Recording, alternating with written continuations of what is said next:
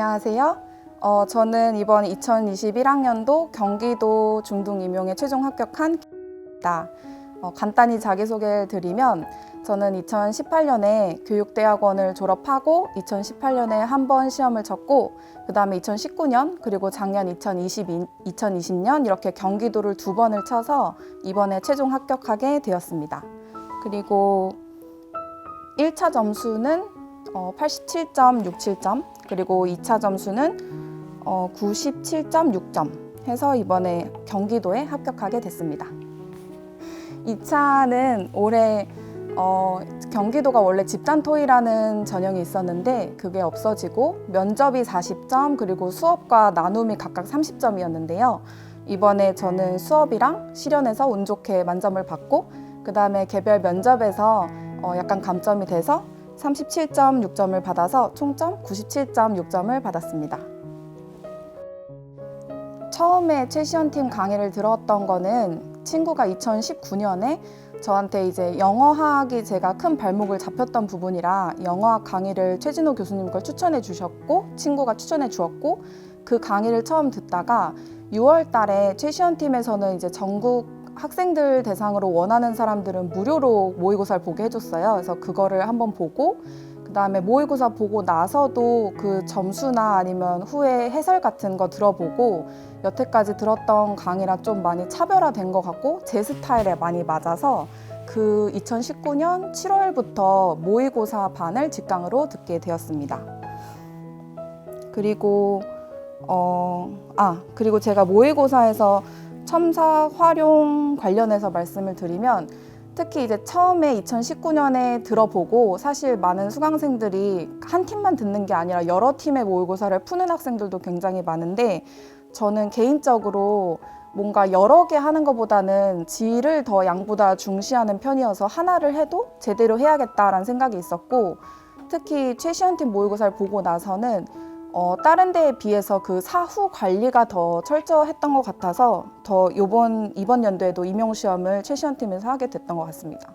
구체적으로 영어 교육학도 기출 위주로 해서 해설지가 굉장히 풍부하고 그 다음에 일반 영어도 특히 라이팅 세미나 같은 거는 본인이 취약한 점을 직접적으로 약간 과외받듯이 진짜 하나하나 짚어가면서 공부를 복습할 수 있었기 때문에 특히 최시연팀에서 임용시험을 2년 정도 준비한 것 같습니다.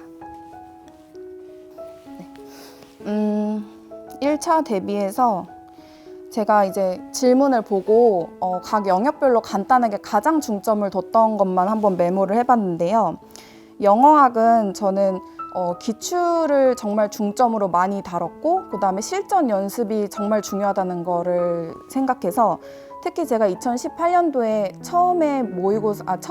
처음으로 졸업하자마자 봤던 시험은 영어학에 대한 지식이 없이 어려운 것만 풀어보고 들어가서 아예 손을 못 댔던 문제가 있고 통으로 그걸 못 쓰고 나온 경험이 있어요. 그래서 아예 2019년이랑 작년에는 영어학을 최대한 기출 위주로 하자. 그래서 최진호 교수님 강의에 보면 이제 기본서, 심화서 이렇게 나눠져 있거든요.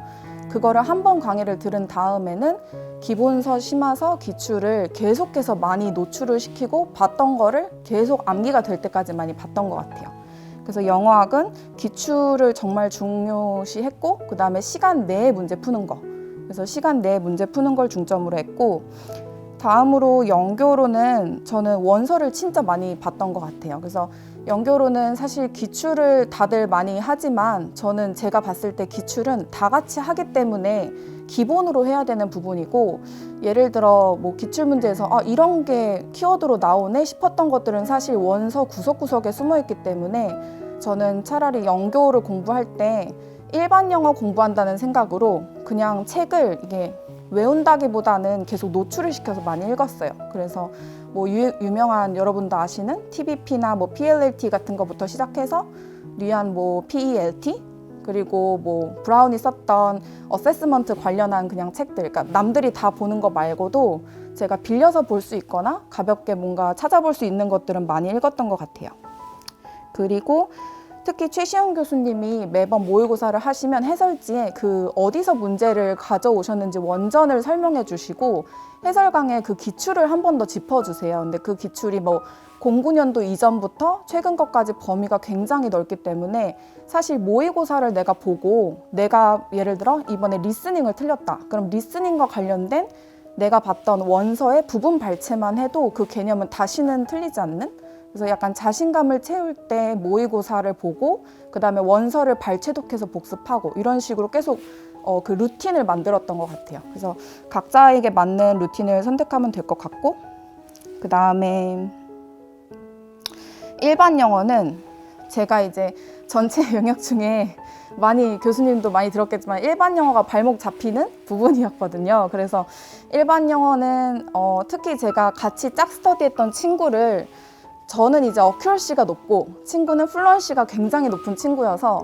그 제가 쓴 답안을 보여주고 첨삭받는 걸 친구로부터도 받고 그 다음에 이제 김수아 교수님은 모의고사 이후에 개별 첨삭을 해주시기 때문에 그 첨삭도 받아보고 이렇게 여러 가지 버전으로 첨삭을 받아서 내가 뭐가 부족한지 그리고 어떤 표현을 좀 낯설어 하는지 그걸 파악하려고 많이 노력한 것 같아요.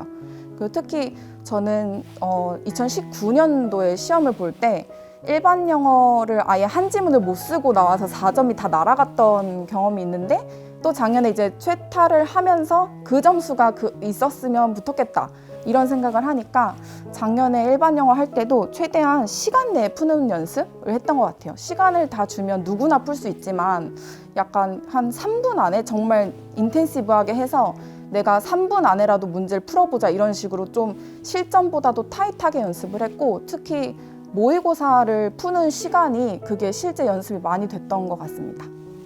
그리고 마지막으로 영미문학은 저는 영미문학을 원래 영문학과를 나왔었고 그 다음에 교대원을 나와서 사실 학부 때 많이 봤지만 그때 내가 이제 보는 거랑 문제를 푸는 거는 너무 다르더라고요. 그래서 영미문학은 좀 스트레스를 푸는 시간으로 두고 굳이 책을 공부한다기보다는 그냥 구글링해서 좋아하는 시 읽고 그 다음에 제가 뭐 인스타 공부 계정을 혼자 이제 비공개로 만들었었는데 그런데다가 뭐 하루에 하나 아니면은 뭐 3일에 하나 정도 시는 탐독을 하고 뭐 그런 유명한 시들 분석하는 그런 뭐 포트리 파운데이션이나 아니면은 뭐 문학 작품은 뭐 스파클링 노트나 막 이런 좀 숙제할 때 보는 그런 어널리시스가 정말 많아요 구글에. 그래서 그런 거를 그냥 부담 없이 보면서 했는데 실제로 실전에서 시를 보면 얼어버리는 저의 그런 약간 안 좋았던 습관이 그런 약간 스트레스를 푸는 시간을 가지다 보니까 자연스럽게 없어지고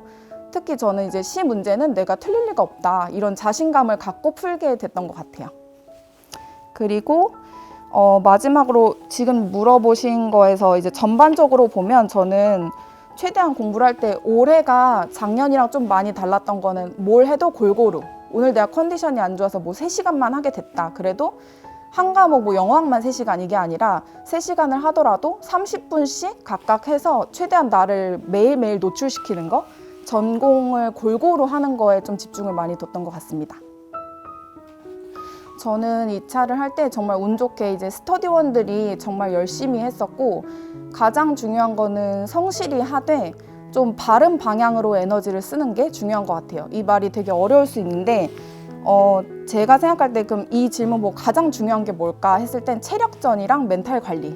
왜냐면 1차를 하면 다들 공감하실 수 있겠지만 초수인분들도 물론 있지만 1차까지 보고 나면 진이 다 빠져요. 그래서 2차는 우리가 뭐 하루 종일 서서 수업 실현을 해야 할 수도 있고 아니면 어려운 문제를 보고 빠르게 답하는 면접 연습도 해야 되기 때문에 무엇보다도 체력 관리가 1위가 되고 그 다음에 이거를 계속 누군가랑 하려면 멘탈 관리가 진짜 중요해요. 왜냐면 스터디원들이랑 아무리 같이 해도 저는 이제 저 포함 3명이서 되게 합이 잘 맞았는데 만약에 한 명이라도 좀 우울한 모습을 많이 보인다든지 아니면 나 안 될 것 같아 막 이런 게 있으면 사실 힘들었을 것 같은데 뭔가 이제 정서적으로 지지를 해주는 그런 스터디원을 만나는 게 중요할 것 같고 근데 이게 또 자기가 선택한다고 다 좋은 스터디는 아니잖아요. 만약에 불만족스러운 스터디여도 본인이 이거를 좀 밝게 이끌어 가려는 그런 노력을 한다면 2차에서 마음 편히 할 수 있지 않을까 싶었고 그 다음에 고득점 비결이라고 했는데 저는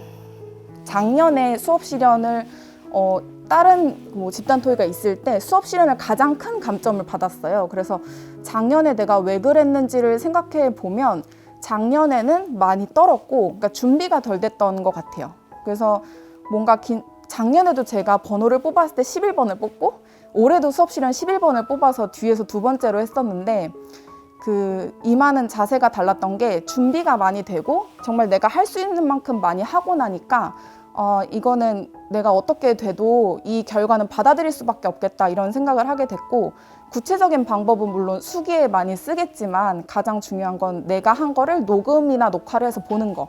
근데 저는 가장 이제 사례로 들면 제가 수업 실현을 할 때 짝발을 짚는 걸 몰랐어요. 근데 사실 이거는 스터디할 때도 내 발이나 손은 크게 봐줄 수 없는 부분이어서 뭔가 녹화한 걸 봤을 때 내가 이게 건방져 보인다든지 아니면 뭔가 신규 교사의 느낌이 안 나고 너무 권위적으로 보인다든지 이런 아주 작은 뉘앙스들은 자기가 녹화나 녹음을 해서 보는 게 정말 큰 도움이 됐고, 특히 저는 고득점 비결이라고 하면 뭐 운 좋게 만점을 받았지만 제가 많이 달랐던 점은 정말 천천히 하되 다 하는 거. 근데 이게 해보면 실제로 제일 어려운 일이라서 스터디원들이랑 할 때 최대한 빨리 한번 해보기도 하고 속도를 좀 늦춰보기도 하고, 그리고 이거를 천천히 하되 다 하려면 중간중간에 그러니까 정말 불필요한 말을 다 빼야 돼요. 그래서 그거는 녹음을 한 게 효과적이었어요. 녹음을 해보면 난 기억이 안 나지만 막 마음대로 나오는 말 같은 거.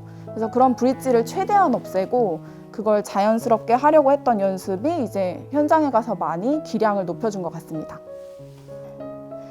제 시연팀을 추천한다면 실제로 저도 이제 물론 교대원 출신이지만 주변에 아직 임용을 하거나 아니면 이제 후배들 중에도 임용을 하는 친구들인데 정말 추천을 많이 했고, 실제로 인터넷 강의나 뭐 직강 이런 거 추천을 많이 했던 이유가 제가 직접 느끼기에 구멍이 생기는 일이 별로 없는 것 같아요. 뭘 해도. 그래서 뭐냐면 팀마다 다 장점과 단점이 있는데 평균이라고 해야 되나? 그래서 어떤 것도 이게 뭐 빵꾸가 많이 난다 이런 느낌이 안 나고 안정적으로 하는 것 같아서 어떻게 보면 처음에 내가 이 팀에 들어오게 되면 잘하고 있는 건가 싶기도 한데, 시간이 좀 지나다 보면 전반적으로 고르게 올라간다는 느낌을 저는 2년 동안 받았고, 그리고 실제로 했을 때 저는 아까도 말씀드렸지만 양보다 질이 중요하다고 생각하는 사람이어서 전 체력이 원래는 체력이 보시다시피 좋은데 공부를 할 때 체력이 좀 약해요. 그래서 하루에 공부 시간을 많이 가질 수 없는 타입이었고,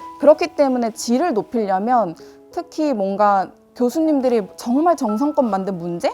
이런 거가 딱 느껴지니까 이 팀 것만 하면 되겠다 해서 전 작년부터 딱 모이고서 한 팀 것만 했거든요. 그래서 한 팀 걸 하고 차라리 뭐 2팀이나 3팀 할 시간에 한 팀 거를 한 다음에 이걸 2번, 3번 보는 게 실제로 딱 문제 보자마자 답 말고 내가 이거를 풀어내기 위해 사용한 로직이라든지 아니면 예를 들어 일반 영어는 스트래티지별로 알려주세요. 그래서 어떻게 맥락을 유추하는지, 키워드 찾는지 이런 약간 조금 표면적인 것보다 메타인지적으로 학습할 수 있는 방법을 저는 최시연팀에서 많이 배웠던 것 같아요.